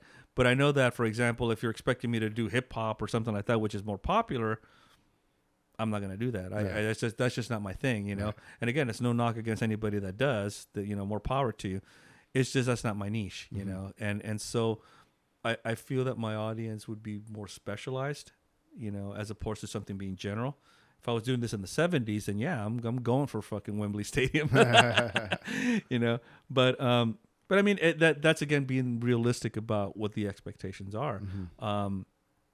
To me, I would just be content to just make a living at this, being able to say, "Sir, guess what? I quit my job, and this is what I'm doing for a living." Yeah.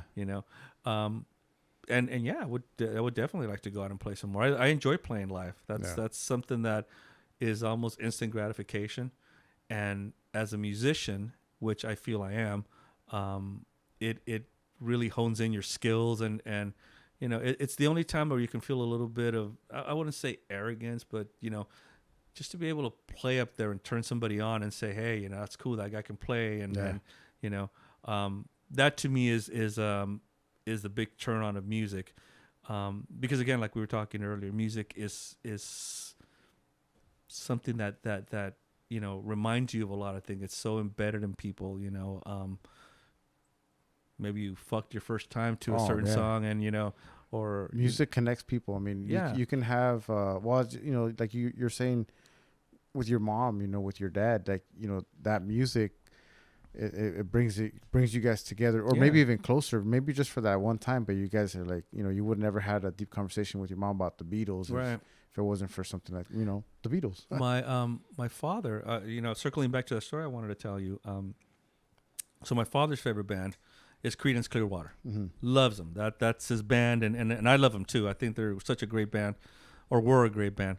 So the first time that John Fogerty, not the first time, but when we learned that John Fogerty, who was the lead singer of Creedence Clearwater, decided to headline a New Orleans type tour at UCLA, I told my dad, let's go check him out. Bought the tickets. My ex-father-in-law came along, and because he's also a big Creedence fan, so is my brother-in-law. And my brother, I don't know if my brother came. I don't think he did. But we were, it was a festival, so there was other acts, right? One of the acts was Dr. John, who was perhaps, he went on stage looking like Colonel Sanders, wore a fucking white suit with a bolo tie, and he's doing this little strut, and it was just horrible. It was just a horrible, so I was literally falling asleep. Yeah. So I told my dad, let's just go get some booze or something, right? He's like, all right. So we went to go get some beer. By the time we got back, luckily he was leaving the stage. Yeah. And people were loving him. And I was like, I don't get it. So Fogerty went on stage. They introduced him. Here he is, John Fogerty, right? And the first song he sings is Born on the Bayou, right? And I look over to my dad, and my dad, he looked like he was going to cry. Oh, shit. And I looked at him, and I go, you okay? And he goes, you have to understand that I'm 16, 17 years old at a party listening to this man's records. When did I ever think I was ever going to see him? Oh, shit. Yeah. And that's the power of music. This is where it takes, this is what makes me happy about music. All the songs that I've put out on my 2 releases in some way are pieces of me, that I don't manufacture music. Yeah. I can't. If you owned a commercial place and say, hey, write me a jingle, I wouldn't be able to write you a jingle. Yeah. Because I don't feel it. It's not something that lives within me. And I understand. The first time that I actually played a guitar solo live and I closed my eyes, I understood now why my heroes did it, because it takes you somewhere where you're like, your fingers could do no wrong. It's like, you're just being taken away on this. It's hard to say it. I don't know if it's a dream. I don't know what it is, but there's this energy that's just flowing through you. And this energy is the thing that's dictating what you're playing, and it's such a euphoric feeling, which is probably why I've never done drugs, because I've never needed to do it to feel that way. It's a natural high right here. Exactly. Do I play like Jimi Hendrix? No, of course not. But I play the way I play, and it works. I like how I play, and do I always think I can be better? Of course, but it's those moments where music is just such it's the adrenaline. I don't music, despite all the ups and downs that I've had in my life, music is the one thing that's always stayed with me. And it's always been something that for some reason or another I've been able to do, and I don't question it. I just let it happen. It's just like, it's like when you fall in love, I guess, and you know that you found that woman, or women that find women, men that find but non-binaries. But it's like that where you come home and you expect to see her there every day because she's yours and you're hers, and it's just that connection, and that's how I feel with music. Like I said, you come to my place and you'll see guitars everywhere. I have them scattered all over the house, and I get told you should clean your place up a little. Yeah, maybe I should, but but that's my environment, and that's where I feel comfortable. Writing my things. I never knew that I never thought that I would ever record works in my living room. Again, talking about the technology and how, you just buy yourself some good equipment and a good software to do it. But what I've always enjoyed about songs in general is the songwriting part of it. It's a very lonely thing to be doing because you're by yourself. I've co-written with Curtis before when we were in the band together, but writing by yourself is, again, it's a very lonely experience, but at the same time it's very cathartic because you have it's kind of like playing tennis. It's only you out there, nobody else. You have no one else to blame if you lose, you take all the credit if you win. And it's the same thing with music. It's when you come up with what I enjoy most.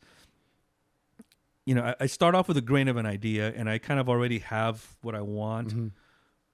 But then there's like little things that surprise you. You're like, you just happen to hit a chord by mistake, or you just happen to write a word and you're like, that's it. Yeah. That's the word. You know, the second song I played, Reflection, the part where I go into that chorus part, you know, was a total mistake.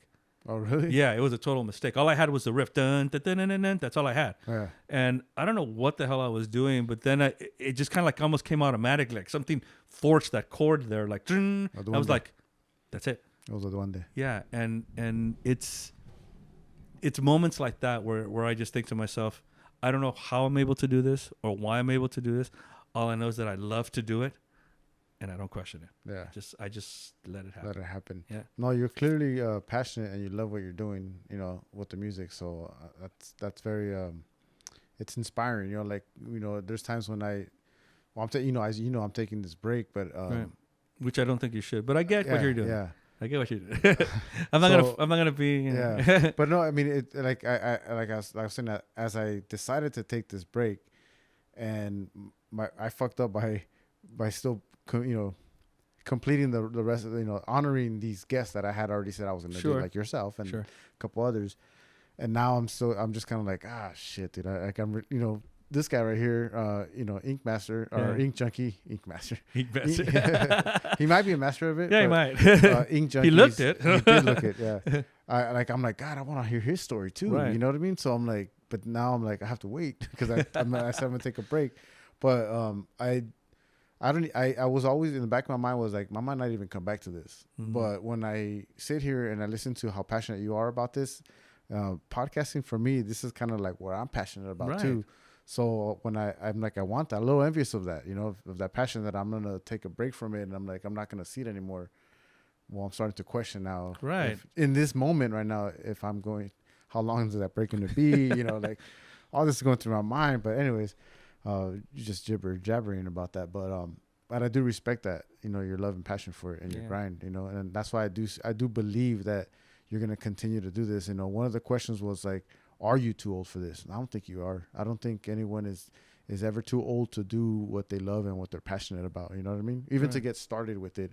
And you've been it, you know, music has been in with you your whole life, but now you're putting it together and you're fucking doing it too. Well, Whiskey J and Gary were the two that kind of pushed me to do it. You know, because I've been talking about it for years, but I think there was a little bit of insecurity about putting my stuff out there, like we were talking earlier. That criticism? Yeah. Well, no, it's not even the criticism that I'm not good enough. Yeah. You know, that I'm not good enough. I've heard, you know, and again, not to toot my own horn, and please don't think I'm arrogant. I'm not. I'm not conceited in any way.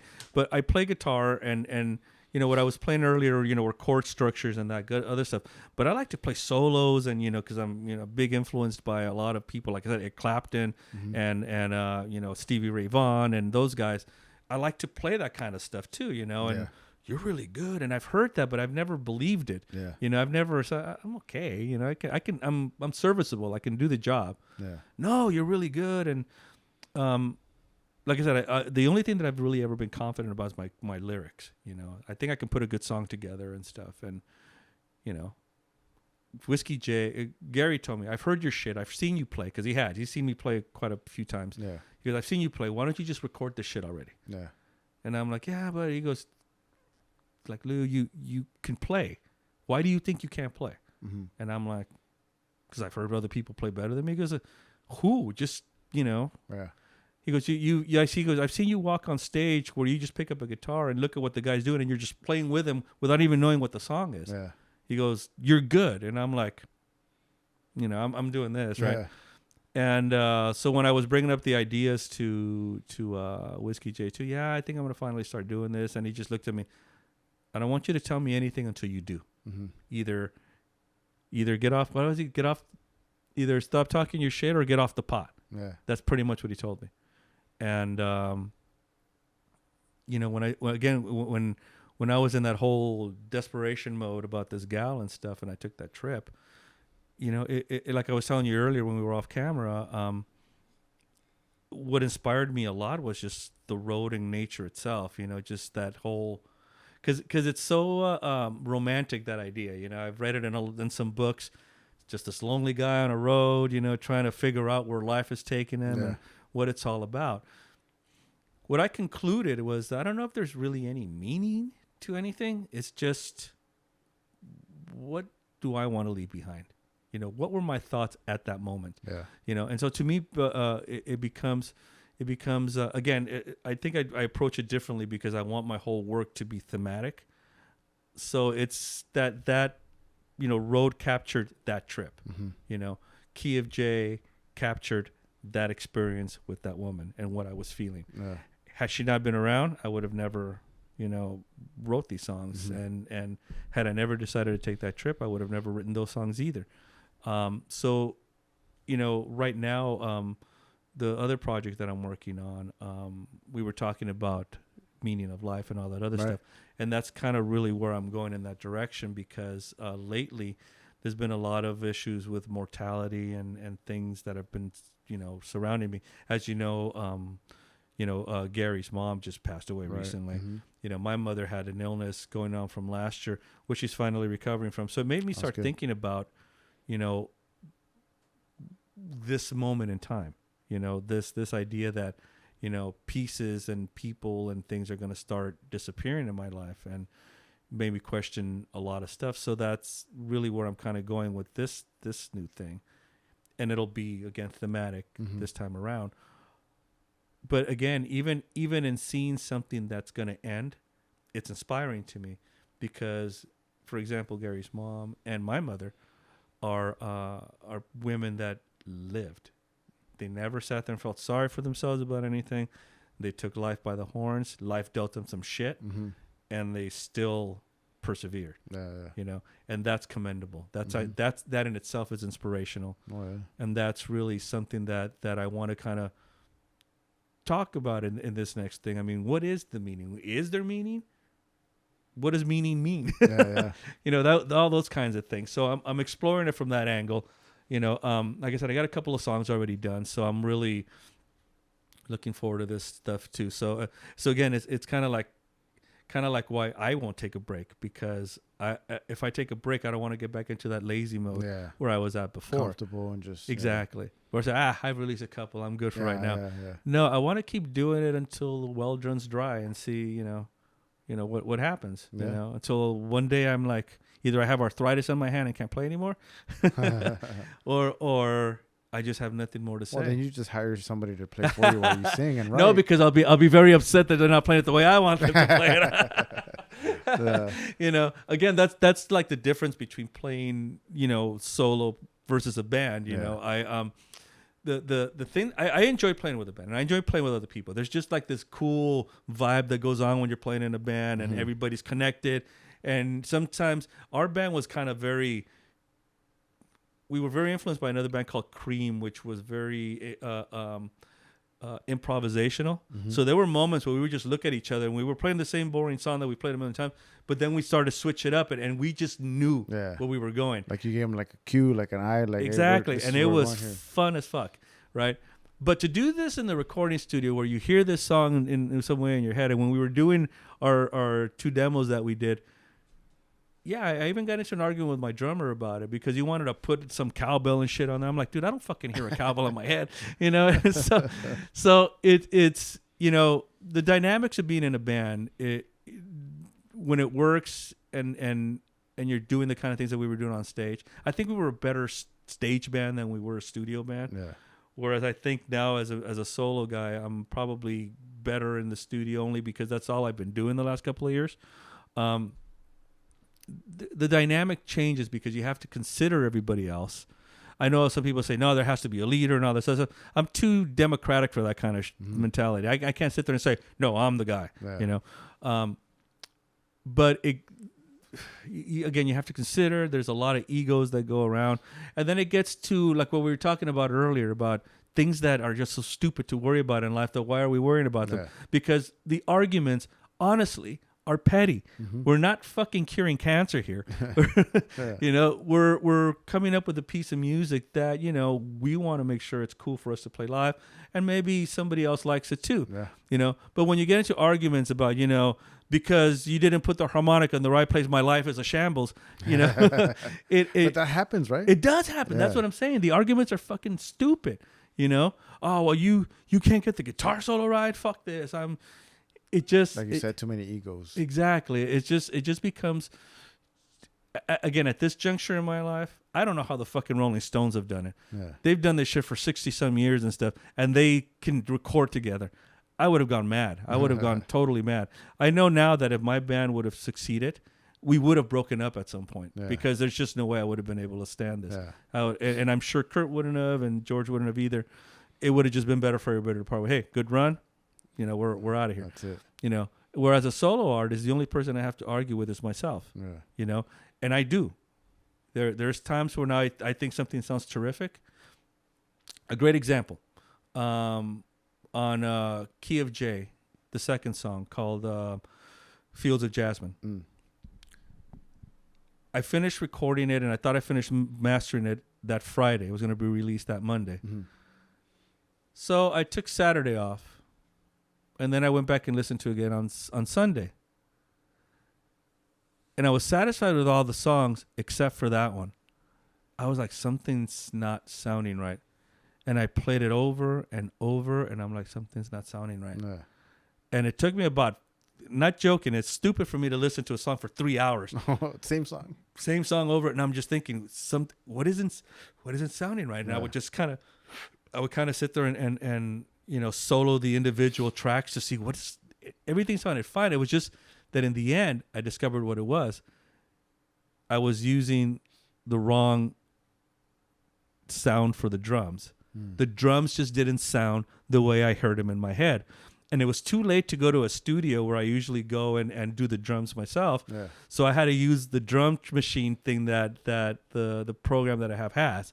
So I've never used it. I'm trying to figure this out. I'm like, fuck, how am I going to do this? And so bunch of YouTube. I did. Yeah. And so I checked it out, and in about 2 hours, it took me about 2 hours to come up with it. So that drum track is actually the drum track that the software has. Created, yeah. Right. But it had the sound I wanted. Yeah. And that's it. And it was, the thing was going to be released at midnight. I think I finished at about 11:20 that evening, you know, and I had to mix it. I had to master it, and done. But the only person I had to argue with is me, because I was the one that didn't hear something right about it. Anybody else heard it, they would have said, no, that sounds fine. It sounds good. Yeah. To me, it didn't sound right. There was just something not right about it. And I'm glad I went back. Yeah. Did you know, I did want to ask you, because I wrote it down and I won't forget. At what point did you call yourself a professional musician, but actually believe it in yourself? Do you remember that time? I do, actually. The first time where I thought I was potentially a professional musician. Well, the first time I thought that is, I played a gig at a winery and I got paid. So that was always good. But actually, I felt that the moment I first heard Key of J back. This was before I fixed Fields of Jasmine, and I thought it sounded good. I heard it back, and I thought to myself, this sounds professional. Yeah. You know, this sounds, you know, as much as I love Road, the sound quality on Road does not match what I did with Key of J. Mm-hmm. And I think that in the next project, I'll probably enhance those skills even more. But when I first heard Key of J, I was like, this, because it was what I wanted. It was this concept album, 5 songs that described this relationship, and it sounded good. You know, I was like, it had the connecting static sounds that it just sounded exactly like I heard it in my head. Yeah. I was like, this is professional. Yeah. I will be damned if I'm going to find somebody that tells me that this at least doesn't sound good. You know, if you may not like the songs, that's fine. I'm not pretentious enough to think that everybody's going to like my music. It's just that you're going to have to at least tell me this was well done. Yeah. You know, and so at that moment I was like, yeah. And then of course by Sunday I'm like, fuck, I'm a failure. But by that evening when I heard it over again, and then again I heard it in context and stuff, I was like, yeah, that's the one. Yeah, because it was the first time. I think Road was kind of like testing myself, you know, and putting my toe in the water. But I think that with Key of J, I took some risks. You know, for example, the song "Empty Glass," which starts off with like that 4-minute guitar solo before I even say anything. You know, that's not conventional. You know, but in my head, that's how I heard it. I heard this long extended intro. and then I heard lyrics. You know, I didn't hear it at the beginning, and then we would do. And so to me, it was just in my mind exactly how I heard it. You know, it was like, this is what I want. This is you know, the thing I don't tell people, or at least now I've divulged, but I mean that they're concept pieces, you know, but even not knowing that, it sounded good. And in some way it just flowed from song to song. You know, there was no like, that song shouldn't go there. It was like flowed. It just flowed great in my mind. I'm like, that's a professional record. As a matter of fact, the first time that Gary heard it, that's exactly what he told me. Wow. He goes, this sounds professional. This sounds like a professional person did it. Yeah. And I go, yeah, that wouldn't be me, would it?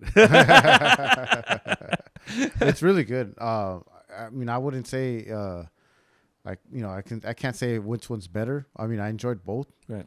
But I I guess prefer like Whiskey J. Fucking Whiskey J. Fucking Can't get Whiskey that guy out of my mind. I know. Fuck you, Whiskey J. Fucking Whiskey J.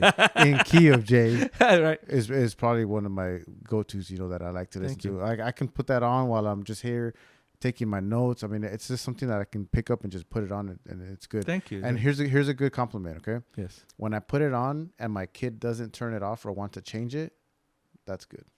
And he hasn't done it yet. I like your kid. He's an 11-year-old that loves hip hop right now and all this rap music. Right. But he doesn't go, Dad, can we change it? So he leaves it on.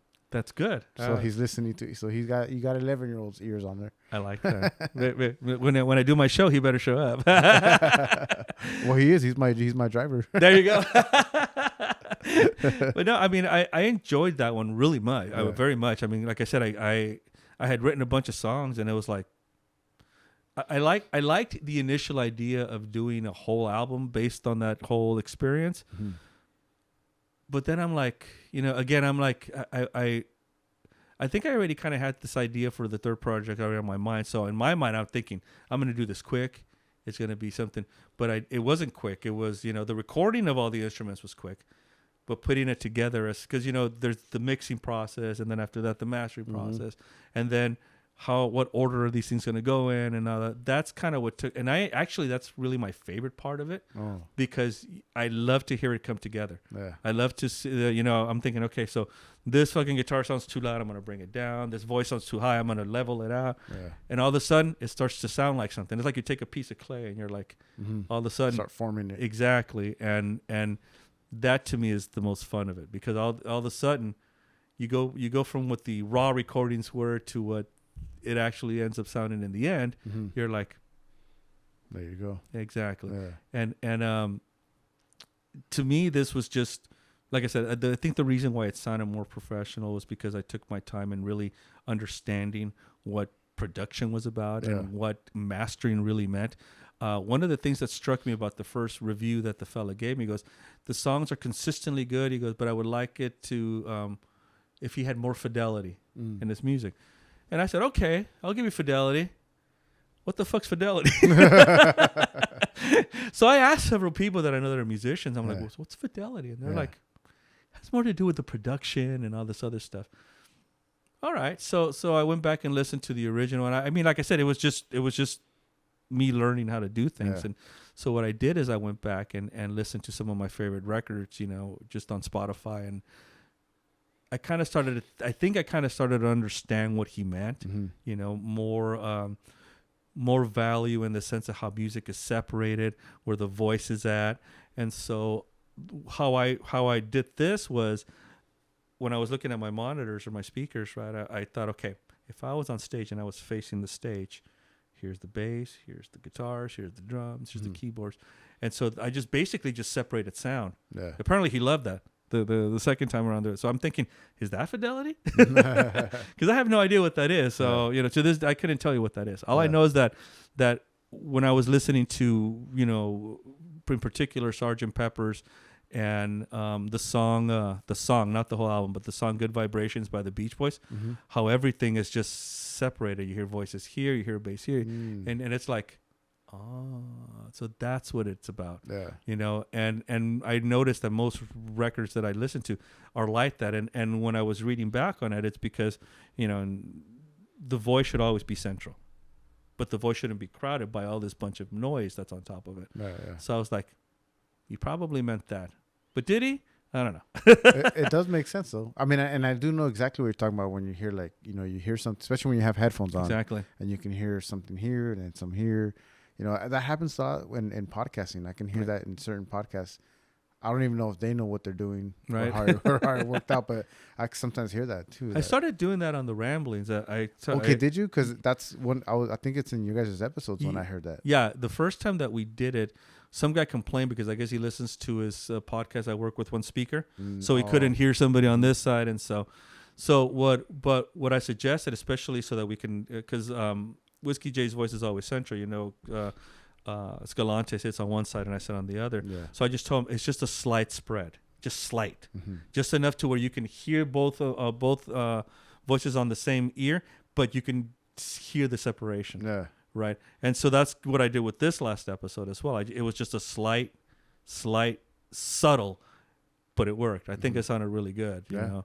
And again with the idea of instruments, I kind of got it because you know, I was listening to a couple of things and I'm like, so that's why, for example, the guitar sounds like powerful as opposed to overwhelming, you know, and it kind of taught me a couple of things. I'm sure there's more stuff that I need to learn, but you know, as far as the production value of this, I was really pleased with it. I thought this sounds like a professional record. This sounds like something that if I was to submit somewhere, they'd be like, yeah, this isn't just a demo. This is a record, you know? And so I was like, I was pretty pleased with it. So that's when I kind of figured. I think I chose most of the songs that I use on my stories was in the key of J. Right, you did. I think so, yeah. Yeah.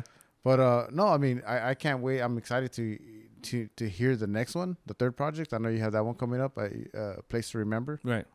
So I mean, if the progression is from here to here to here, then you know it's gonna get better and better and better, right? I'm hoping. Yeah. I'm hoping I don't sit there and have a brain fart or start getting a little too arrogant. I don't think you can allow that to happen, man. You're too probably stubborn to like allow that to happen. I think I'm stubborn, but I'm also like you said, I'm very passionate about my music. I mean, these are my babies. You know, I want them to sound good. Yeah. I don't want to ever. There's been few times in music that you hear, you know, you read a lot of stories, and there's been a few times where people say, shit, you know, we need 3 minutes. Let's just write some bullshit filler. Yeah. And some of them have turned out to be classics. Like, for example, Paranoid by Black Sabbath. That was a filler. That wasn't even a song that they just threw it on there because they needed time to fill. Yeah. But there's been records that I've heard over the years where I'm just thinking, what made them think that this sounded good, you know? And again, I'm not releasing records on major labels, but I'm thinking to myself, what made you think that this sounded good? What was going through your mind? Yeah. You know, and I've always looked at what I put out in the same fashion. I'm like, if I didn't know who Lou Arriaga was, and he was playing this stuff and he played some shit, I would be thinking the same thing. What made him think that was good? Yeah. You know, I'm very serious about how I present my music. Like I said, to me, it's a complete work. You know, every painter isn't satisfied until every brush stroke is just the way he wants it. You know, and doing things independently, I have that liberty right now where I can take my time on things and do it how I hear it and how I wanted it to sound. You know, whereas if I was under a record label, you know, oh well, you're going over cost, and you know you're doing this and. So it's past your deadline. Exactly. You know, I thought we were going to have the record next week and but it's not the way I sound. And all of a sudden that forces people to not perform at their best, I think. You know, I think that an artist really should be left to his own devices and left to work. Yeah. You know, sometimes it might take longer. Sometimes it might not take longer. I'm lucky that I think I'm part of where things just work out quickly for me. Because once I get that idea, I just work on it until I'm happy with it. I read an article a long time ago, not an article, a book on the art of songwriting. So they interviewed a bunch of songwriters. Paul Simon was one of them. And, you know, one of the greater songwriters of the last 50 years. And I don't see how he does it. He says he comes up with a riff, comes up with an idea, then leaves it for a little bit and comes back to it. And I'm like, I couldn't do that. You know, to me, it's like I have to finish it. I have to get to that finish line. And sometimes I will redo a lyric because when I hear it back, I'm like, that lyric was stupid. what was I thinking? Yeah. And I'll redo it to where it fits the idea of the song more, and it fits and it's satisfying to me because I'm not also, besides John Lennon and Paul and Bob Dylan, as far as lyricists go, I'm also very influenced by poets, and so I want the lyrics to be poetic. If you were to just take that lyric, I want you to think to yourself, that's a poem. That's a poem, yeah. And it's just set to music. That's really it. I'm not a big fan of repetitive lyrics, which is what I was telling you earlier. Yeah. I hope I remember my lyrics because I don't really repeat my lyrics at all. There's no chorus that keeps repeating itself. No hook, right? Exactly. So, there's the hook itself is the melody, but it's not a repetitive lyric. No. So I kind of cripple myself in the sense where, I got to remember all these things. But at the same time, on record, it sounds great. That's kind of how I want it to sound. And that, again, is my idea that in the lyric, there's poetry as opposed to just saying something that's going to rhyme. Yeah. Well, the good thing about recording live is you can just do whatever you want. Like, right. You could just start making up words, Like, I know if I forget one, I'll just mumble and say, is this mic on? It's your mics, man. Yeah, get rid of this shit. No, I mean, hey, again, thanks for coming on. This has been good. Keep doing your thing with the music. I like it. The podcasting thing, if there was going to be a podcasting Hall of Fame, you're up there. You're up for the award. Maybe not the other co-host, but or your brother's good. Your brother's good. Yeah, Escalante's not bad. He's all right. But that other guy in the middle, we'll keep let him just keep making up other podcasts. Yeah, maybe we could keep going to Oregon and leaving it to us to handle. No, just much love to Whiskey J. Whiskey J does a lot, so I don't know how he does it, man. But I don't understand how. Well, he doesn't have kids.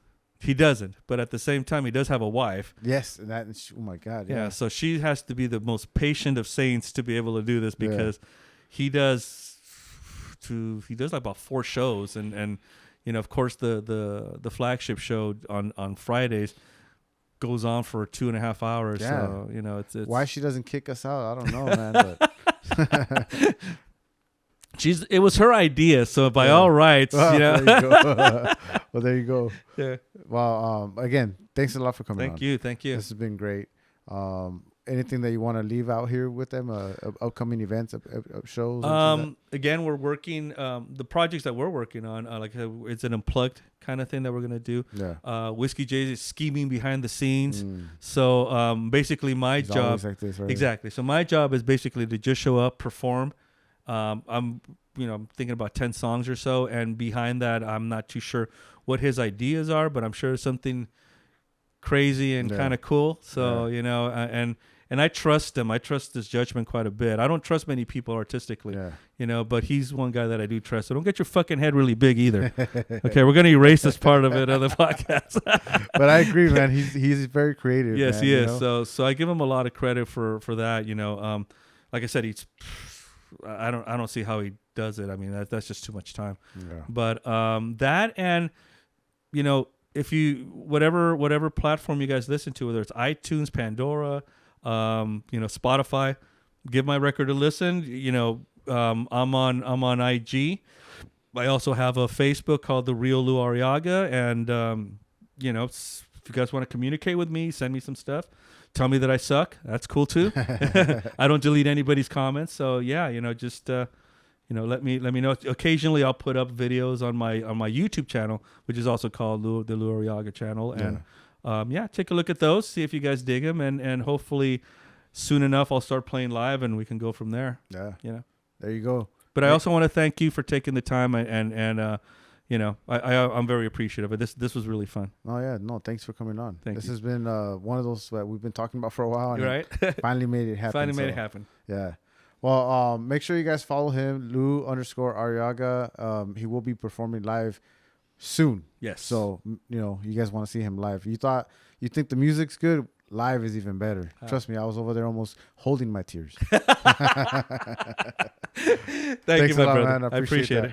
We're out of here, you guys. Take care. Take care.